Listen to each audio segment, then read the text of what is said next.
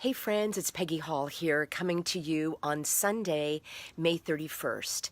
And I want to talk to you today about a battle that we are fighting. And I'm not exactly talking about the ones that are going on in the streets of our country, but I want to talk to you about a spiritual battle because that actually is what is happening right here. It is a battle for your soul.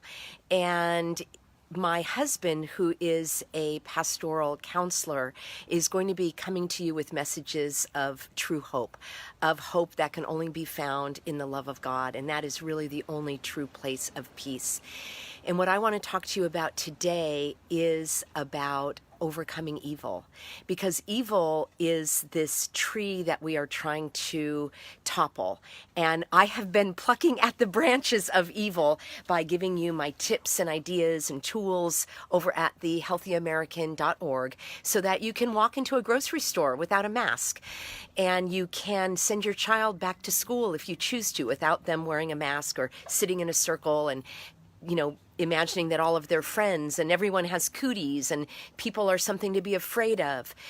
There is so much going wrong right now, and all of it goes back to evil. And what is evil? Evil is the absence of God. Evil is the absence of good. Evil is the absence of love. Our moral compass comes from God. Our innate knowing of what is right and wrong comes from God, God's laws. We are born with that knowledge in us. And the only way to fight evil, and this actually is even in God's word, the Bible, in Romans, which is an amazing book. And if you are not used to reading the Bible, or these messages may be something new for you, I just encourage you to listen with an open mind, because when you come to the end of your rope, that's where you can find God. You do not need to go further into despair. Despair is the absence of hope, and we always have hope. And one of my PMOs, my positive mental outlook, is there's always another way, and I'm going to find it. There's always another way, and I am going to find it. And you can find that with the strength of God, with the love of God.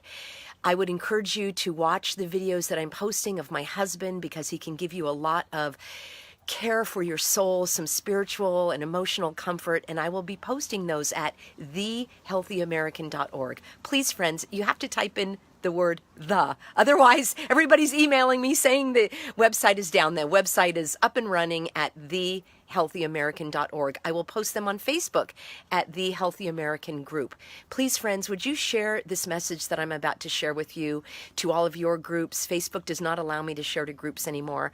I am at Reopen California, Bareface is Legal, Californians Against a Lockdown. I mean, all of the groups that you belong to, even if you don't live in California, please share this message to your groups. Because what I want to explain is that evil is what we are fighting. And many of you are asking me, Peggy, is this sabotage? Are these rioters coming in from other areas? Are they paid by George Soros? And probably yes to all of those answers, to all of those questions. Many people are doing a lot of digging in terms of the connections of these rioters. And what I want to say is sabotage is a very well-established tool of those who seek to foment fear and evil.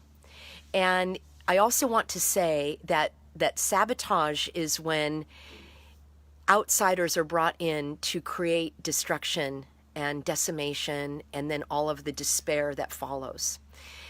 And the reason why I want you to be aware of this is because if you are still watching the news, it probably has become apparent to you that the news is also fomenting fear, and the news is a type of sabotage.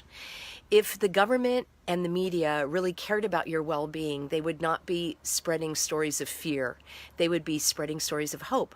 They would encourage you. They would bring on doctors that would say, this virus has like a 99% recovery rate, and it's important for you to improve your immune system by getting a good night's sleep, eating healthy, spending time with friends. Every single thing that we are being told to do or being forced to do is the exact opposite of what we should be doing. Social isolation kills people. I have evidence of this of studies that were done where they actually inserted viruses into the noses of volunteers. 275 people, that's a pretty big study. Everyone got infected with two kinds of viruses in their nasal passages. And this was done as a controlled study, meaning they had these people for 14 days. For 14 days, half of them were isolated, meaning they couldn't interact with other people. And the other group, even though they still weren't out in society, they got to interact with each other. So it was a controlled group. The people who were isolated got sick with the virus. The people who were with others didn't have infection of this virus.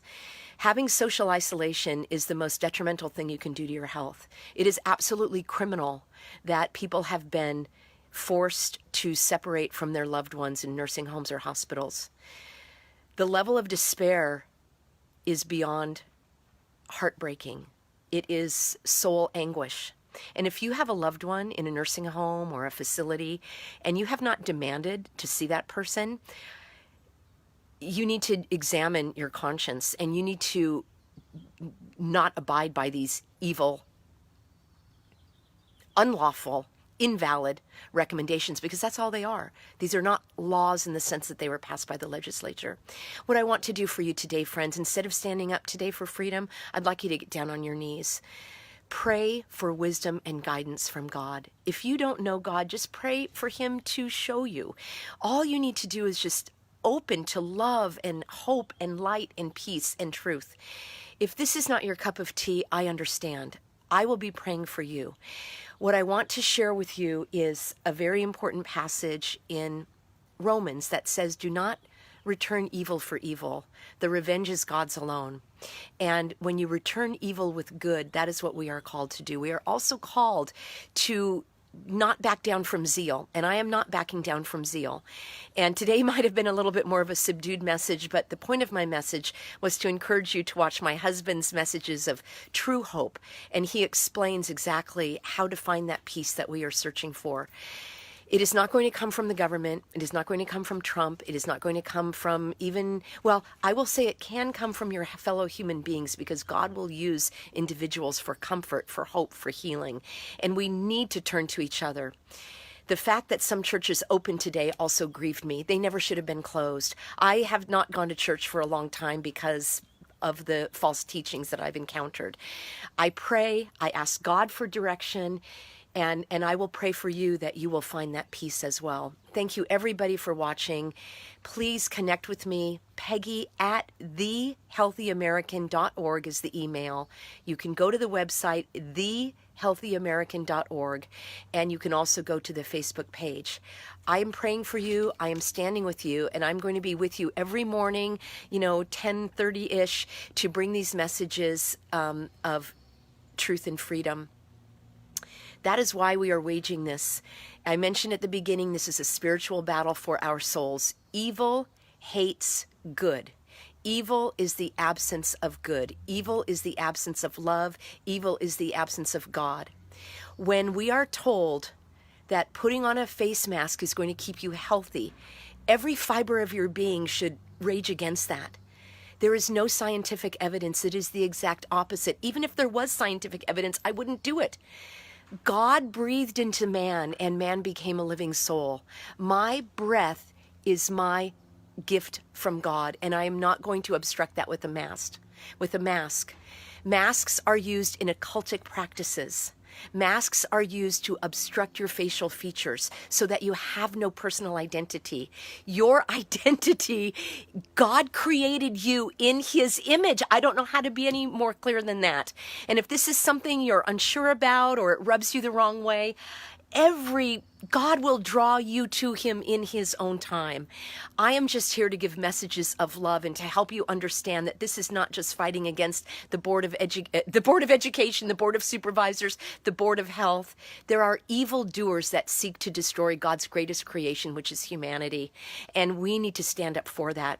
I want to leave you with one other Bible passage, which is the book of Ephesians. You can Google it if you don't have a Bible. The book of Ephesians is a very encouraging book filled of messages of hope and unity. And in particular, in Ephesians 6, it talks about how to fight these spiritual battles. And you put on the armor of God, and you can read that and get comfort and also be inspired to not back down from what you know is right. You know that it's not right to not hug your loved ones. You know it's not right to visit your friends. You know it's not right to obscure your face with a mask. Not only is it obscuring your face, it is making you sicker with the germs. Friends, if one more person gives me a comment about, well, what about medical people? Are you a doctor working in a surgical suite? Are you putting on that mask according to very exacting measures where you have to put it on with the loops and not touch it and dispose of it into a hazardous waste container? Are you washing your hands for 30 seconds before and after putting on that mask? No. Every time I Google something now, or people told me don't use Google, every time I go on the internet, up pops all of these advertisements for face masks. These are demonic devices, which I am not going to participate in, and I will pray for you that you will take off that mask. You are going to be healthier with sunlight and fresh air. God gave you an immune system. Peggy, this is a new virus. We've never seen it before. Absolutely. That's why God created your body with there is an innate immune system that you are born with, and then there is an acquired immune system, which means you develop immunity to being exposed to things. You are being sicker by not being exposed to this virus. Whether it exists or not is a question for someone else to answer. You are harming your immune system by not being exposed to the germs, viruses, and bacteria around you. I go out of my way to hug people. I go out of my way to touch people, to get their germs, because every single act of exposing yourself to germs helps you become healthier. I'm not a medical doctor, but thousands of medical doctors are speaking out against this, about this. What I want to do is to bring you encouragement to stand for truth and freedom. And I want to let you know that God designed you to withstand these harms. God designed you for your soul to withstand these spiritual battles, because that's what we are at, friends, right now. These outsiders that have been brought in to incite and riot and create sabotage, these are evildoers, and God actually says, hate what is evil. That word hate is used. Hate what is evil, abhor what is evil, and stand for what is right, stand for what is good. God is good, God is love, and with God in us, we can work against this evil. That's my message for you today, friends. Please share to all groups. I thank you. I pray for you. I pray for all that will become healthy Americans and join us in this fight, because today, rather than standing up, we're going to kneel. That's what I'm encouraging people to do. Pray for that wisdom. Pray for that strength. Take the day to day and focus on God so that you can replenish and restore and fight another day. And I'm standing with you. Signing off, friends. God bless you.